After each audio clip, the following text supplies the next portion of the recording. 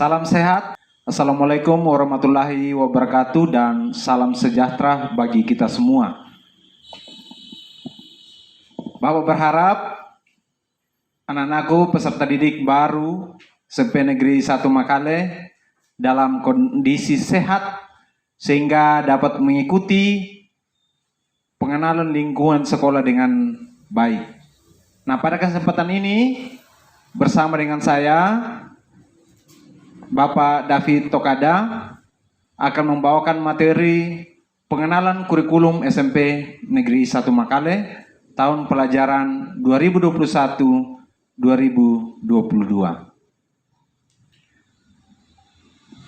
Nah, apa itu kurikulum? Ya, dalam Undang-Undang Nomor 20 Tahun 2003, kurikulum didefinisikan sebagai seperangkat rencana pengaturan mengenai tujuan, isi, dan bahan pelajaran serta cara yang digunakan sebagai pedoman penyelenggaraan kegiatan pembelajaran untuk mencapai tujuan pendidikan. Nah, ini yang akan kita kaji bersama-sama pada materi yang kedua ini.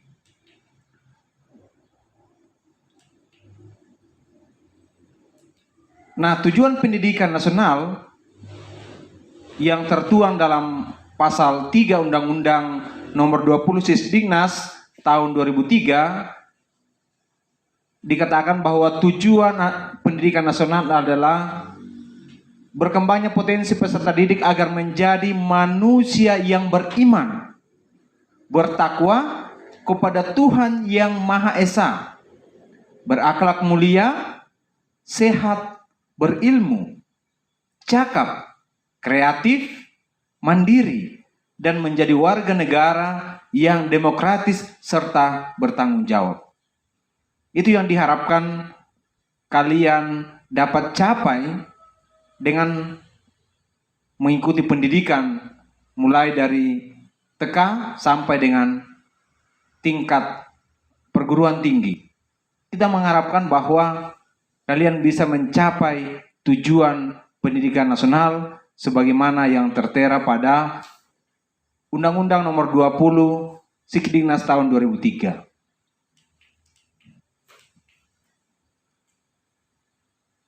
Nah, bagaimana pengembangan kurikulum untuk jenjang SMP atau NTS?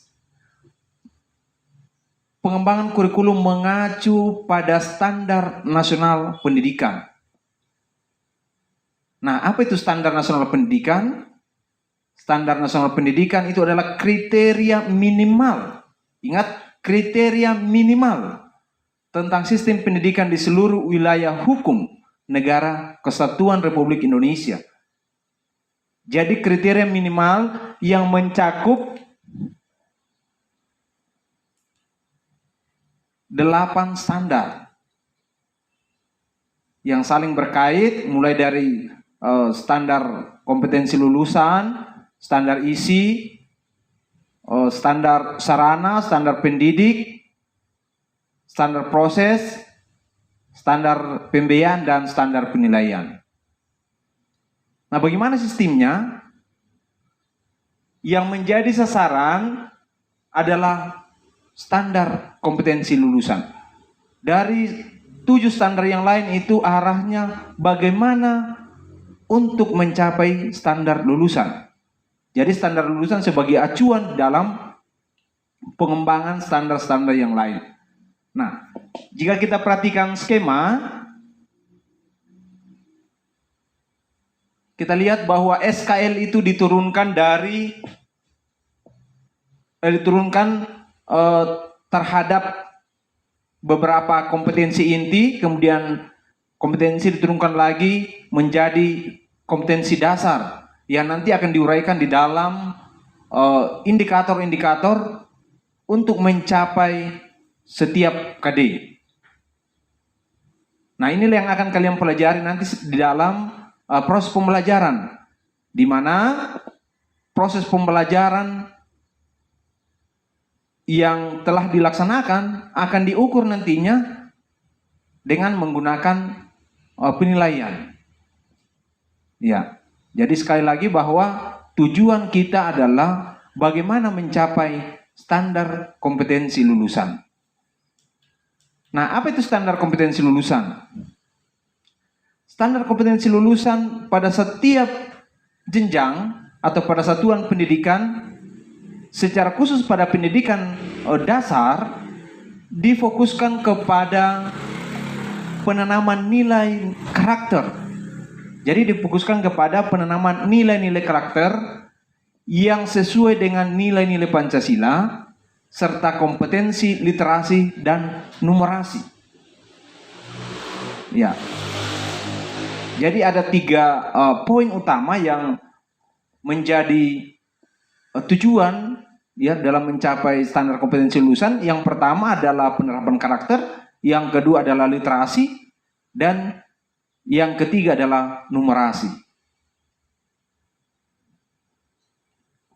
Terkait dengan kemampuan literasi, ya pada kurikulum 2013 ini menjadi sebuah topik atau bagian yang menjadi primadona. Ya, apa itu literasi?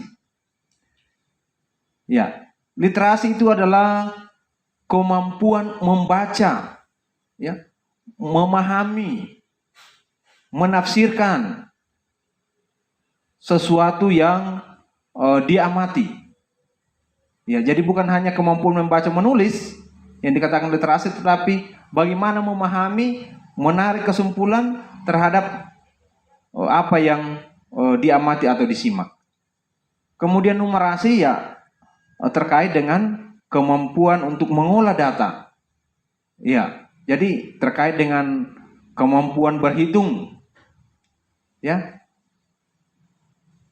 Nah, ini yang menjadi tujuan utama di dalam kurikulum yang baru, kurikulum 2013.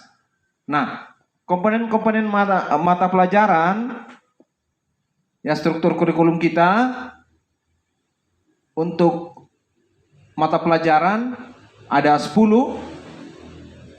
Ya, dibagi 2 bagian, yaitu kelompok A dan kelompok B, di mana kelompok A mulai dari pendidikan agama dengan alokasi waktu 3 jam pelajaran.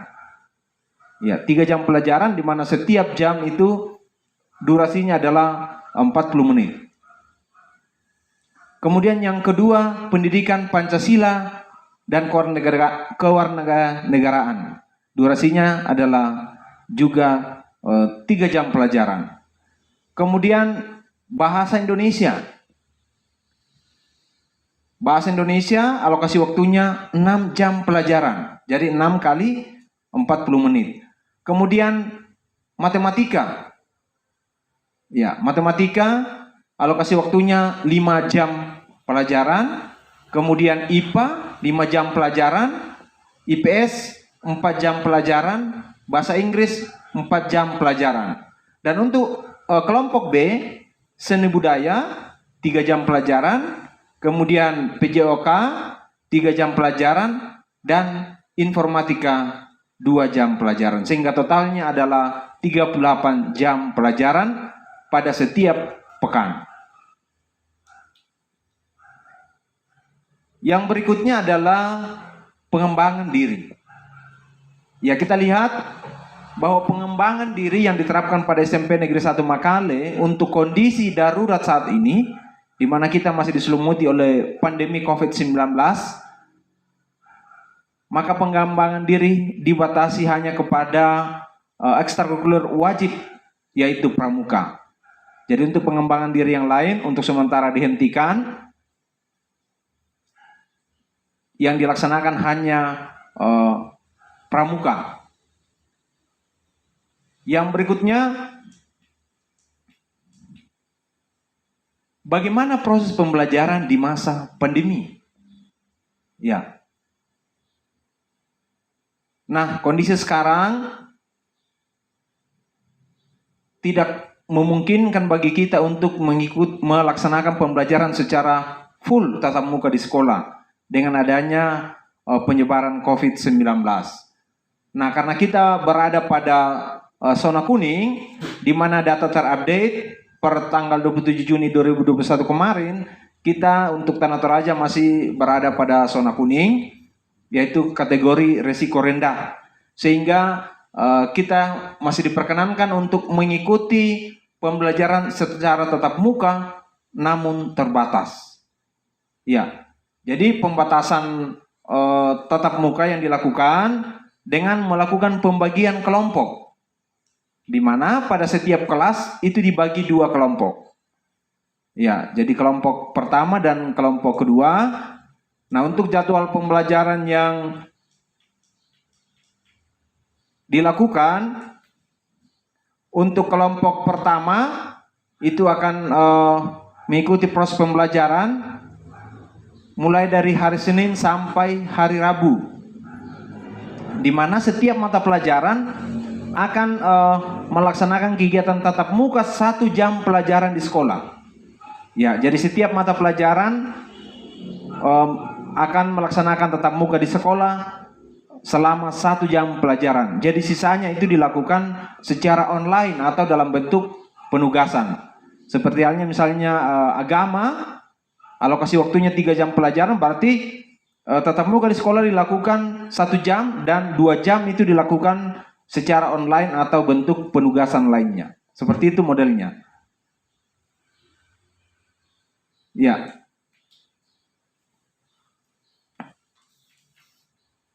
Berikutnya adalah penilaian.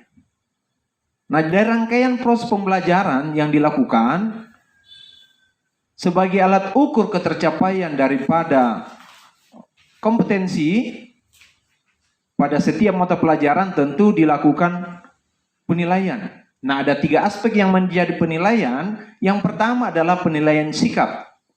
Yang kedua penilaian keterampilan, pengetahuan. Dan yang ketiga adalah penilaian keterampilan. Penilaian sikap itu dilakukan oleh guru mata pelajaran maupun teman di kelas, ya, dengan menggunakan angket atau menggunakan jurnal. Sehingga nanti berdasarkan hasil perekapan yang dilakukan oleh guru-guru mata pelajaran, guru agama dan PKN, nantinya akan direkap bagaimana perolehan sikap kalian di dalam mengikuti pembelajaran. Sehingga nanti ada kategori predikat yang diberikan, kategori A, B, C, dan D. Ya. Kemudian untuk penilaian pengetahuan. Penilaian pengetahuan itu mulai dari penugasan atau penilaian harian, ya. Penilaian harian mencangkup rata-rata nilai tugas dan nilai ulangan harian. Itu tergolong di dalam penilaian harian. Kemudian pada pertengahan semester dilakukan ujian, ya, yang dikenal dengan penilaian tengah semester, dan pada akhir nanti ada penilaian akhir semester. Nah, untuk nilai rapor, khususnya untuk penilaian pengetahuan, dengan menggunakan perbandingan 50% penilaian harian, 25% penilaian tengah semester, dan 25% penilaian akhir semester. Jadi itu yang menjadi acuan di dalam memberikan penilaian terkait penilaian pengetahuan. Jadi bukan hanya mengacu pada nilai akhir semester atau penilaian tengah semester, tetapi mulai dari penugasan, ya, yang dikenal dengan penilaian harian, kemudian ulangan harian. Jadi itu mencakup penilaian harian, dan PTS, kemudian yang terakhir adalah pas dengan perbandingan 2:1:1. Yang berikutnya, penilaian keterampilan. Penilaian keterampilan ini untuk mengukur bagaimana ketercapaian pada kompetensi dasar 4. Ya, nah, dapat dilakukan dengan praktik atau portofolio atau produk. Nah, bagaimana perhitungannya? Pada setiap KD, nilai yang diambil pada setiap KD adalah nilai tertinggi yang diperoleh. Misalnya pada KD 4.1 ada 2 penilaian keterampilan di situ. Ya, misalnya ada yang dapat nilai 70 dan ada yang dapat nilai 80, maka yang diambil pada setiap KD adalah nilai tertinggi. Dalam hal ini yang diambil adalah nilai 80. Nah, setelah itu dari perolehan nilai setiap KD dirata-ratakan sehingga diperolehlah nilai keterampilan yang dituangkan di dalam rapor. Nah, berdasarkan perolehan nilai pada semester 1 maupun semester 2 nanti, itu yang menjadi dasar di dalam penentuan kenaikan kelas. Nah, sebagaimana tertuang di dalam Peraturan Akademik SMP Negeri 1 Makale, bab 4 pasal 14 tentang ketentuan kenaikan kelas, maka peserta didik dapat dinyatakan naik kelas bila memenuhi syarat. Ingat, bila memenuhi syarat yang pertama, mengikuti pembelajaran minimal 70% dari jumlah pertemuan kecuali sakit atau izin. Nah, ini diperoleh data berdasarkan hasil rekapan daftar hadir dalam mengikuti pembelajaran. Kemudian yang kedua, menyelesaikan seluruh program pembelajaran pada semester 1 dan semester 2. Tentu acuannya di sini, ya, jika ada mata pelajaran yang tidak mendapatkan nilai, itu berarti kan tidak mengikuti, tidak menyelesaikan seluruh program. Jadi alat ukurnya tentu diperoleh dari nilai pada setiap mata pelajaran. Kemudian yang ketiga, ya walaupun sudah mengikuti mendapatkan nilai dari seluruh mata pelajaran, tetapi ada beberapa nilai yang di bawah kriteria ketuntasan minimal. Jadi ada, setiap sekolah menetapkan kriteria minimal yang wajib diperoleh oleh peserta didik. Ya, kalau selama ini kriteria untuk kelas 7 itu adalah 78. Ya, jika ada nilai yang di bawah 78 itu berarti sudah tidak tuntas. Nah, jika terdapat nilai di bawah KKM lebih dari 3 mata pelajaran, dalam hari ini jika ada 4 mata pelajaran yang nilainya di bawah dari KKM, maka itu tidak naik kelas. Dan yang terakhir adalah penilaian sikap. Penilaian sikap minimal baik. Ya, jadi walaupun dapat nilai, misalnya nilai pengetahuannya sudah memenuhi semua, nilai tinggi misalnya dapat 90 semua, sudah di atas KKM, syarat 1, 2, 3 sudah terpenuhi, tetapi syarat terakhir dapat nilai sikap C, maka kalian tidak bisa naik kelas. Jadi syarat yang harus dipenuhi sikap minimal baik. Ya, mungkin demikian pemaparan saya terkait bagaimana kurikulum yang diterapkan pada SMP Negeri 1 Makale. Demikian, semoga bermanfaat. Terima kasih.